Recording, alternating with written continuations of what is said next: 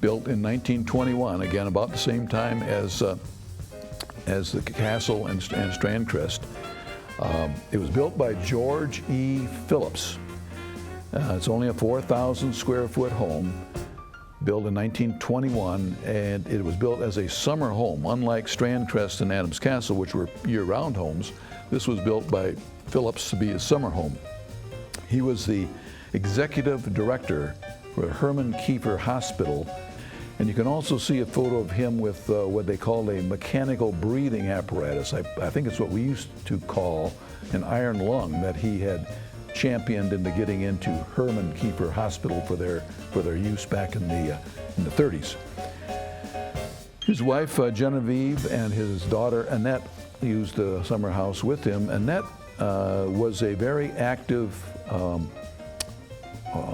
equestrian at the Bloomfield Open Hunt. Her participation at the Hunt Club led to her eventual marriage in 1934 to a Carlton Higby, who happened to be 21 years her senior, who had been recently divorced. Carlton was a financier out of Grosse Pointe, but he built a fine home in Bloomfield also.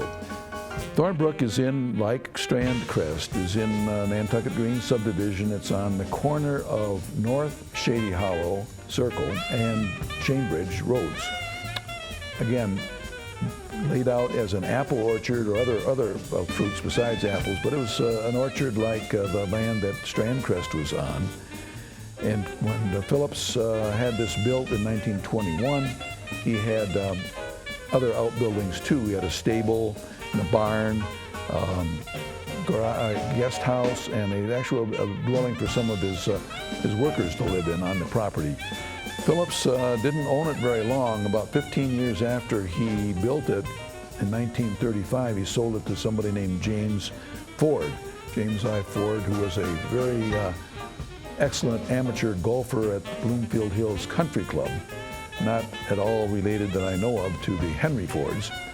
But he was also a friend of Robert Vanderkloot, a very prominent businessman in the Bloomfield area. They were good golfing buddies, supposedly.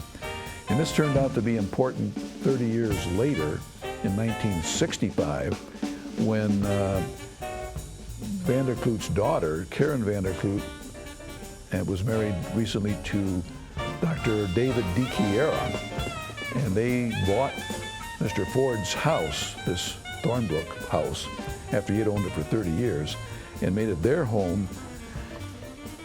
And in this house, in that time frame, after, in the 1970s, is the place where many of the early organizational discussions for the Michigan Opera Theater took place in their dining room, and the Music Hall Center for the Performing Arts also had its origins in meetings that took place in this house. It's not on a lot that's big enough to be subdivided. It's only a 4/10 of an acre, like the house on Strandcrest.